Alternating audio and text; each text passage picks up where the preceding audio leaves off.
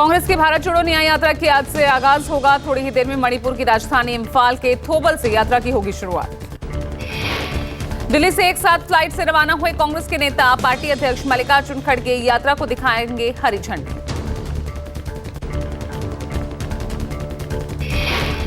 न्याय का हक मिलने तक, न्याय का हक मिलने तक, न्याय का हक मिलने तक, न्याय का हक मिलने तक, न्याय का हक मिलने तक, न्याय का हक मिलने तक। राहुल गांधी के नेतृत्व में मणिपुर से शुरू होगी भारत जोड़ो न्याय यात्रा। कांग्रेस बेरोजगारी, महंगाई और सामाजिक न्याय से जुड़े मुद्दों को उठाएगी। यात्रा का मार्च के तीसरे सप्ताह में मुंबई में होगा समापन।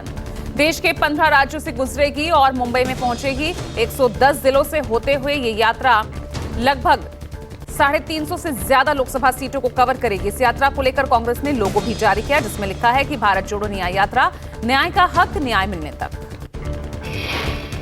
भारत न्याय यात्रा और लोकसभा चुनावों से पहले कांग्रेस को बहुत बड़ा झटका। महाराष्ट्र में कांग्रेस के दिग्गज नेता मिलिंद देवड़ा ने कांग्रेस से इस्तीफा दिया। मिलिंद देवड़ा ने कांग्रेस की प्राथमिक सदस्यता से इस्तीफा दिया। कई दिनों से राहुल गांधी के करीब माने जाने वाले मिलिंद देवड़ा कांग्रेस से नाराज चल रहे थे। मिलिंद देवड़ा ने इस्तीफा देते हुए एक्स पोस्ट में लिखा, आज मेरी राजनीतिक यात्रा में एक महत्वपूर्ण अध्याय का समापन हुआ। कांग्रेस से इस्तीफे के बाद मेरे परिवार की 5 साल पुरानी सदस्यता समाप्त हो गई। नाराजगी की वजह मिलिंद देवड़ा की पारंपरिक सीट साउथ मुंबई बताई जा रही है। चुनावों में मिलिंद का टिकट काटकर उद्धव गुट के अरविंद सावंत को दिए जाने की अटकलें थी। कयास लगाए जा रहे हैं कि मिलिंद कांग्रेस छोड़कर एकनाथ के नेतृत्व वाली शिवसेना शिंदे गुट में शामिल हो सकते हैं। शिंदे गुट के साथ संपर्क में थे मिलिंद देवड़ा। कांग्रेस से साथ छोड़ने के बाद मिलिंद देवड़ा ने बयान दिया, कहा मैं विकास के मार्ग पर चल रहा हूं।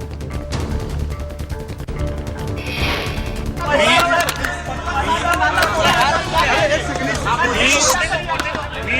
विकास मार्गावर जात आहे, मी विकास के मार्ग पे चल रहा हूं। मिलिंद देवड़ा के इस्तीफे पर कांग्रेस सांसद अधीर रंजन चौधरी ने कहा, किसी को अगर पार्टी छोड़नी है तो छोड़ दे, कांग्रेस ने उन्हें क्या कुछ नहीं दिया।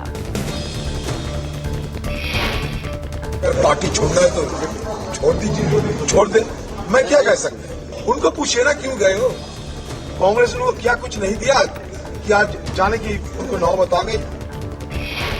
मिलिंद के इस्तीफे पर जयराम रमेश ने टिप्पणी की। मिलिंद देवड़ा के पिता मुरली देवड़ा की तारीफ की। मुरली देवड़ा एक कट्टर कांग्रेसी थे जो हर मुश्किल परिस्थिति में हमेशा कांग्रेस पार्टी के साथ खड़े रहे।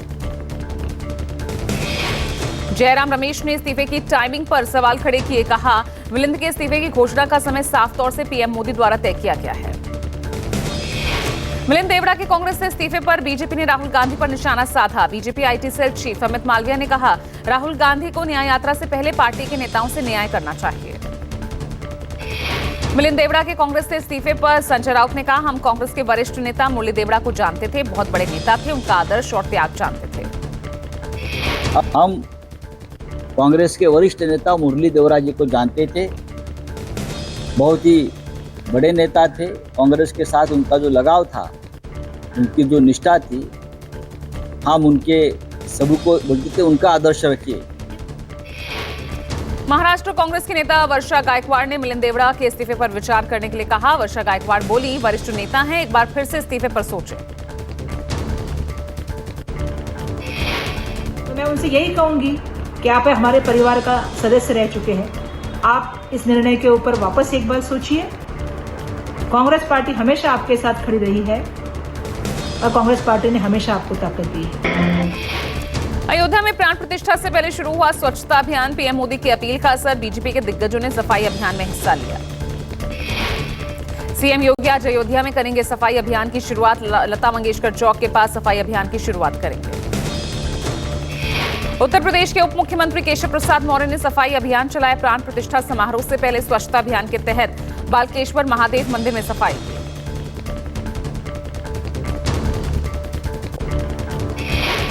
केंद्रीय मंत्री धर्मेंद्र प्रधान ने राम मंदिर प्राण प्रतिष्ठा कार्यक्रम से पहले स्वच्छता अभियान में हिस्सा लिया। मां हिंगुला मंदिर में स्वच्छता अभियान चलाया।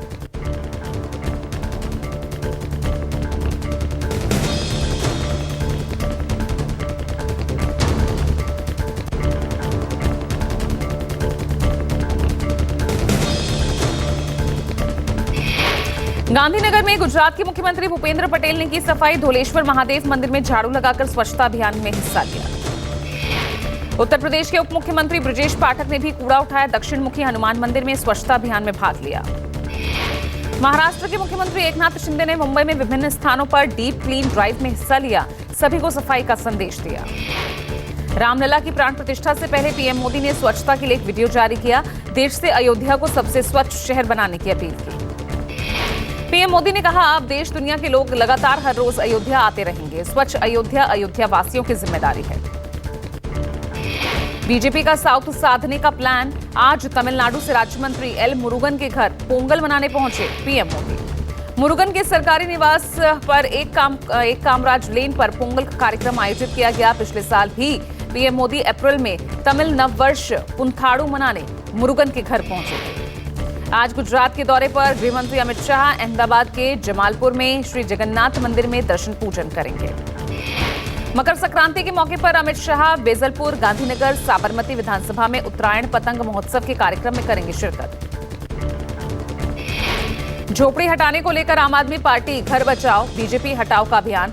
आप विधायकों ने सीएम केजरीवाल के नेतृत्व में अभियान की शुरुआत की। थोड़ी ही देर में नई दिल्ली विधानसभा क्षेत्र के बीआर कैंप से शुरू होगा अभियान। 21 जनवरी को इसे लेकर बीजेपी मुख्यालय पर 12 बजे किया जाएगा प्रदर्शन। दिल्ली के मंत्री आतिश ने दावा किया कि केंद्र सरकार दिल्ली की झुग्गी झोपड़ियां हटाना चाहती है। दिल्ली में झुग्गी वासियों से छुटकारा पाने की साजिश कर रही है बीजेपी। स्वास्थ्य मंत्री सौरभ भारद्वाज ने भी बीजेपी पर आरोप लगाया। कहा, केंद्र सरकार गरीबों को सड़क पर ला रही है, जबकि चुनाव से पहले बीजेपी ने पक्के मकान देने का वादा किया था। झारखंड के मुख्यमंत्री हेमंत सोरेन को एक बार फिर ईडी ने 8वां समन भेजा। अभी तक एक भी समन के दौरान ईडी के सामने पेश नहीं हुए हैं हेमंत सोरेन। ईडी के समन में सख्ती वाला लहजा। ईडी ने कहा, पूछताछ के लिए क्यों नहीं आ रहे? 16 से 20 जनवरी के बीच ईडी कार्यालय में हाजिर हों। ईडी ने समन में कहा, अगर इस बार पेश नहीं हुए तो ईडी के अधिकारी हेमंत सोरेन के पास जाएंगे। जमीन घोटाला केस में सीएम का बयान दर्ज करना जरूरी है। ईडी के चौथे समन के बीच सीएम केजरीवाल ने लोकसभा चुनावों की तैयारियां तेज की। 18, 19 और 20 जनवरी को गोवा दौरे पर रहेंगे अरविंद केजरीवाल। गोवा दौरे पर अरविंद केजरीवाल और पंजाब के सीएम भगवंत मान लोकसभा चुनाव की तैयारियों का जायजा लेंगे। कार्यकर्ताओं पदाधिकारियों से संवाद करेंगे। लोकसभा चुनाव को लेकर आज से महाराष्ट्र के 36 जिलों में महायुति के कार्यक्रम होंगे। महायुति के कार्यक्रमों में मंत्री और गठबंधन के वरिष्ठ नेताओं की अगुवाई में गठबंधन की बैठक। महायुति ने महाराष्ट्र में 45 से ज्यादा सीटों को जीतने का लक्ष्य तय किया है। जल्द ही महाराष्ट्र के बड़े नेताओं की एक साथ संयुक्त महारैली करेगी महायुति। इंडिया गठबंधन पर केंद्रीय मंत्री अनुराग ठाकुर का हमला। बोले, ये घमंडिया गठबंधन है, ना इनके पास नेता है ना नीति है। इंडिया गठबंधन पर बीजेपी अध्यक्ष जेपी नड्डा ने निशाना साधा। जेपी नड्डा ने कहा कि ये वर्चुअल अलायंस बैठक है। वर्चुअल बैठक से ये ज्यादा कुछ भी नहीं कर सकते। सीट बंटवारे पर आप कांग्रेस की भी अलग से बैठक हुई। खड़गे के घर पर यह बैठक दिल्ली के सीएम अरविंद केजरीवाल और राहुल गांधी की मौजूदगी में। बैठक में तेलंगाना के सीएम रेवंत रेड्डी भी मौजूद रहे। बैठक के बाद राघव चड्ढा ने ट्वीट कर कहा, हम सब साथ हैं।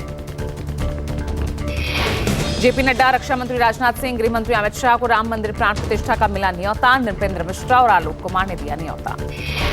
जेपी नड्डा ने निमंत्रण स्वीकार करते हुए कहा कि वो प्राण प्रतिष्ठा कार्यक्रम में अयोध्या आएंगे। अमित शाह और राजनाथ सिंह ने भी निमंत्रण पर आभार व्यक्त किया। Master blaster cricketer Sachin Tendulkar को भी राम मंदिर प्राण प्रतिष्ठा समारोह का न्योता मिला। कप्तान रोहित शर्मा, विराट कोहली के बाद सचिन तीसरे क्रिकेटर जिन्हें राम मंदिर का न्योता दिया गया।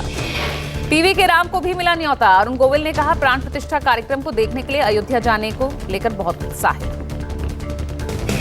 अखिलेश यादव को भी राम मंदिर का न्योता भेजा गया। अखिलेश यादव ने कहा, समारोह के बाद दर्शन करने अवश्य आऊंगा। आगरा में राम मंदिर प्राण प्रतिष्ठा समारोह से पहले बाजार में सोने और चांदी के बने राम दरबार की मांग बढ़ी। दुकानों पर राम दरबार की अलग अलग तरह की प्रतिमा बनाई जा रही है। मथुरा की दीनदयाल गौशाला समिति ने राम मंदिर प्राण प्रतिष्ठा समारोह के लिए विशेष अगरबत्तियां तैयार की है। साथ ही राम भक्तों ने मथुरा में अक्षत यात्रा निकाली। जम्मू कश्मीर में अयोध्या में रामलला के अभिषेक से पहले उधमपुर में अक्षत यात्रा निकाली गई। यात्रा में सैकड़ों की संख्या में महिलाओं ने हिस्सा लिया। राम मंदिर प्राण प्रतिष्ठा समारोह से पहले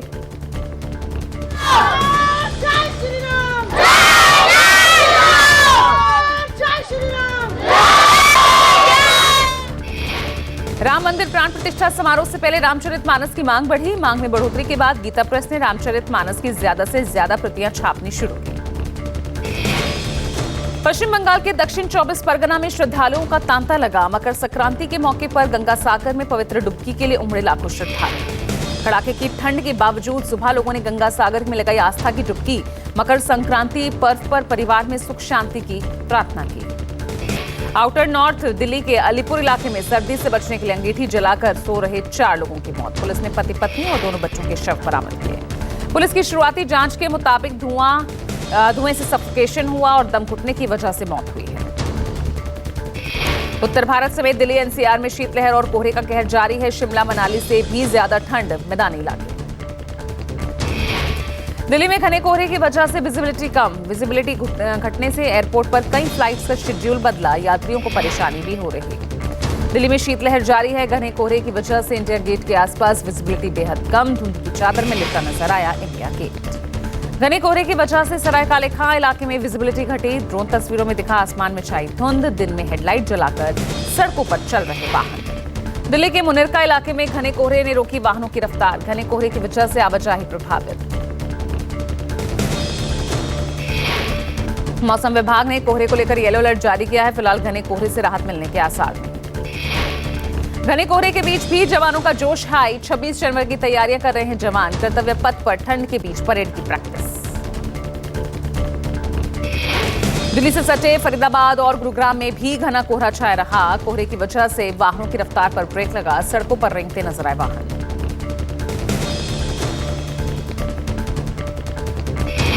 दिल्ली में शीतलहर से बचने के लिए रैन बसेरों का सहारा। सर्दी से बचाव के लिए राजधानी के रैन बसेरों में लोगों ने ली शरण।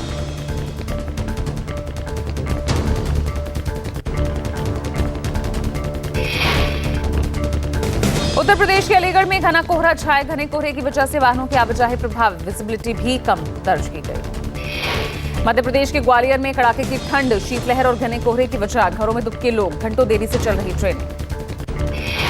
तमिलनाडु में कोहरे के चलते चेन्नई हवाई अड्डे पर कई उड़ानें प्रभावित। यात्रियों को आने जाने में हो रही दिक्कत। पश्चिम बंगाल के बीरभूम में घने कोहरा छाया रहा और इस घने कोहरे की वजह से विजिबिलिटी काफी कम।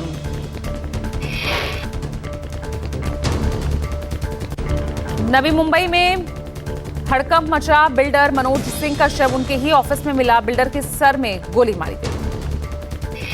हत्या की वारदात को अंजाम देने के बाद सीसीटीवी डीवीआर लेकर फरार हुए हत्यारे। दफ्तर के आसपास लगे सीसीटीवी को खंगालने में जुटी पुलिस। अफगानिस्तान के खिलाफ श्रृंखला जीतने के इरादे से उतरेगी टीम इंडिया। आज इंदौर में खेला जाएगा T20 का दूसरा मैच।